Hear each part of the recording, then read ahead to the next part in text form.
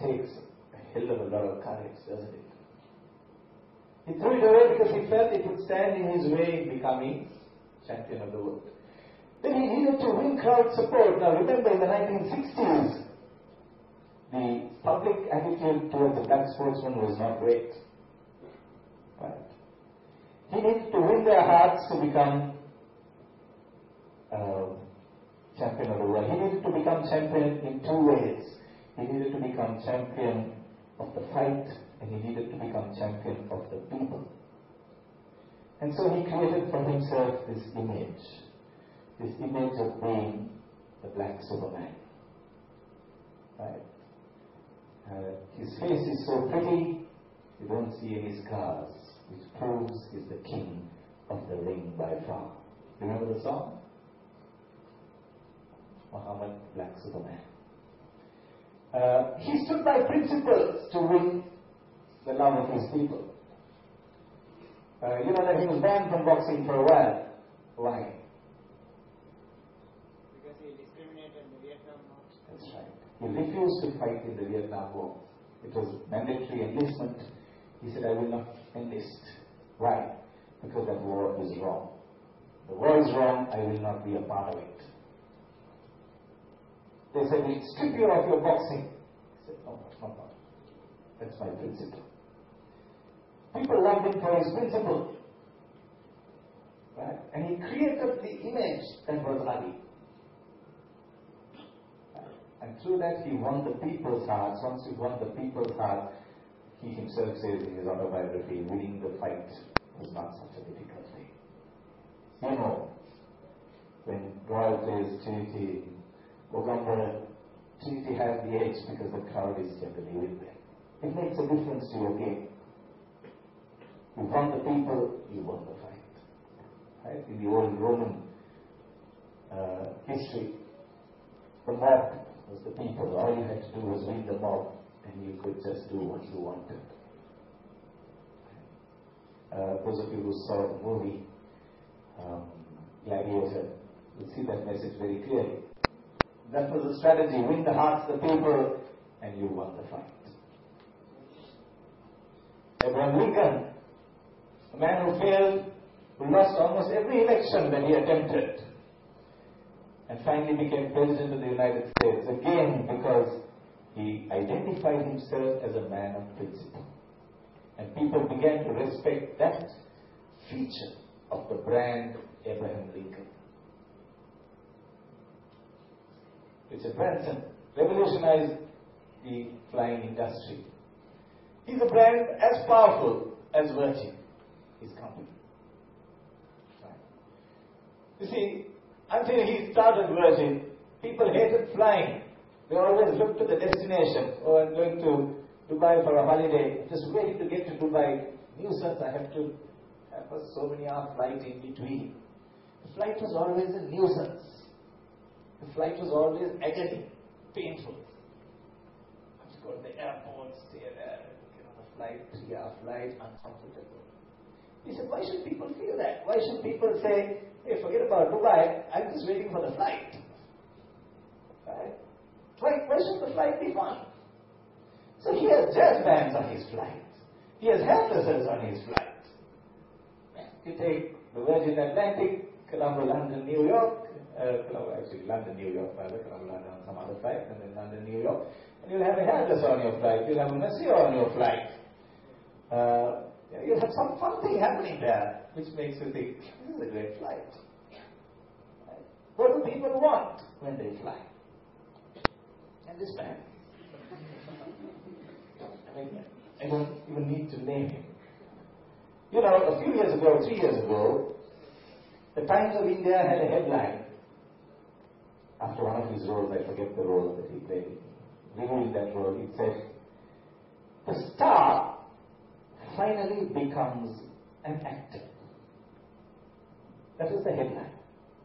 The star finally becomes an actor. If one were to compare the acting talent of this man with Amir Khan, he doesn't stand a chance. He's not a method actor, but he's a star. And his brand is far more powerful than any of the other Indian movie brands. Right? much because of his hard skill of acting talent, but because again, he's been able to give the public what they want in terms of the charm, the personality, right? Of course, blessed also with his looks, etc. Your strategy, you want to create your brand, but you need to start now. You probably already created some sort of a brand in your schools. Right? People know you and identify you by a set of values, by a set of skills. You need to decide where you want to go as a brand yourself. What do you want to be? Do you want to be the sportsman as a brand? Do you want to be businessman brand? And even amongst those, what is your identity? For instance, anyone who watches basketball knows of Dennis Rodman? Dennis Rodman? Anybody? What about Dennis Rodman? What's his brand? What's his brand position? He's the rebel on the basketball court. And if there's any mischief happening, it's him. And so he even looks bad. He's got orange hair, green hair the next day. Right? And that's his personality. That's what he projects to the people. And people love him for that. You know, there was a time, and you might not be familiar with it, where there were two tennis giants. There was John McEnroe on one side and Bjorn Borg on the other. Bjorn Borg, the Swede. Great players, both of them. Two totally different identities. Bjorn Borg was a gentleman of tennis. Spoke little, played fair, played honorably, played hard. The typical Adidas profile. Right? Absolute conformist, follows the rules. And then there was John McEnroe. Right?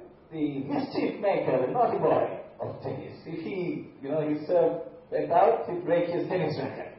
Or he'd throw it into the crowd. Or he'd score the ref and get fined. But people loved that as well, because there was never a dull moment when McEnroe was on the court. Two different personalities, great players both.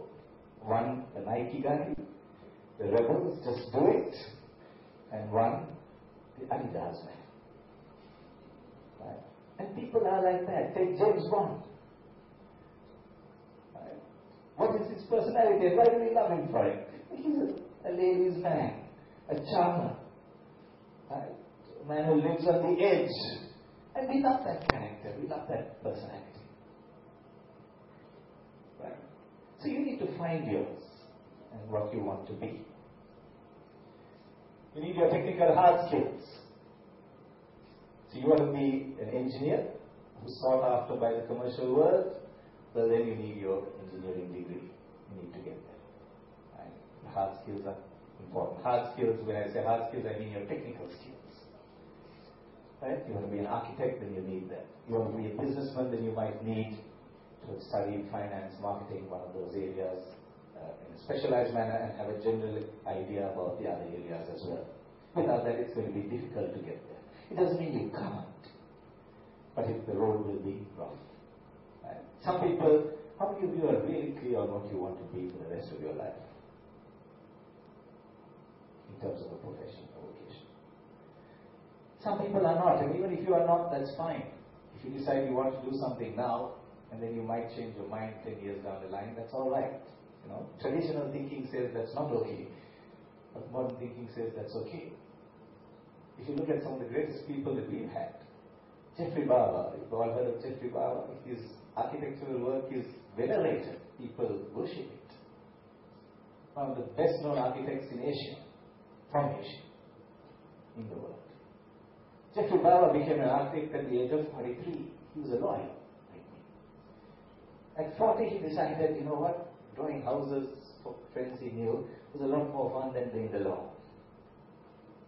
And so he went to architecture school and became one of the best architects that Asia has produced. So, what I'm trying to say is that if you have a passion for something now, go with it. Maybe your passion will change. It doesn't matter. There's always the risk of divorce, but that doesn't mean we don't marry. Right? We don't say, oh no, people are getting divorced, so I better not marry. Okay. So you go with your passion, go with what you want to do, what you feel like doing, because that's probably going to be a lot more productive than if you were to go with what is proper to do, right, or what others might want you to do, sometimes that's a problem. Your soft skills or your people skills, today perhaps more important than your technical skills, and you need to develop that. Soft skills range from teamwork, being able to work with other people. Sometimes in the theatre, I'm involved in the theatre a lot, and we find that there's a role that one of the actors that I know would fit in beautifully into that role. But then I think about it and I say, that guy's a great actor, he'll fit this role really well, but he doesn't really work too well with others. I'd rather take a mediocre actor who will work well with the rest of my team than to take that great actor who's not going to get on with other people. Very often I've made that choice as a producer. And that's really even how companies look at it. You may have got the best grades going in your business management degree, but if you're not a team person, they don't want you. Because ultimately you're not going to deliver results on your own. That's an important soft skill that you need to develop if you don't have it. Right? Communication tools is also a soft skill. Whatever profession you're in, ultimately you need to communicate. So start developing those. Right? Because you're going to need them whatever you do. Experience is something that will come with time. Sometimes there's a rush to get to the top. Well, if you're an entrepreneur, well, you might be able to do that. But if you're going to be working somewhere, remember there is a learning curve, things will take its time. And there's some learning that experience brings which you can't trade off, for which there's no shortcut. There's character traits as well. Integrity, honesty, loyalty, character traits that organizations will look for, that customers will look for from you. And so whatever trade you're in or profession you're in, you need to look at to what extent is that important and what do I need to develop amongst them. Right? And it's a combination of these things that will finally create your brand. When I speak of character traits, I even speak of personality as being a character trait. So, the Mockingbird personality, which was the naughty guy thing, can be tolerated up to a certain extent, but if he goes beyond, there'll be a problem. We saw what happened when Zidane headbutted his opponent in the final. He was a man whose personality, whose position, he was extremely respected as again being a gentleman of football. The company sponsoring him wanted to sue him because they said by his action they had damaged the brands associated with his name. Right? They sponsor him because they want mileage. They say, well, we sponsor Zidane. But when Zidane does something so wrong, it also affects the brand that's linked to them. So you need to be careful when you develop your identity, that it stays consistent. If you're looking at marketing, what are your qualifications? So you've got a whole series of them. You've got degrees, you've got diplomas. Sri Lanka, following the English trend, has a sort of preference for the CIM diploma. But increasingly, in the commercial world today, they're looking at good degrees in marketing.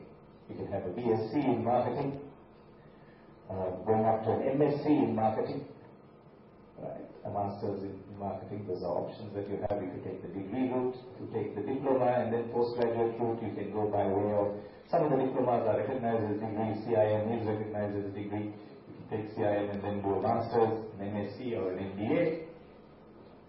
Or you can take, if you want to stay at diploma level, you might take any of the other known diplomas in marketing.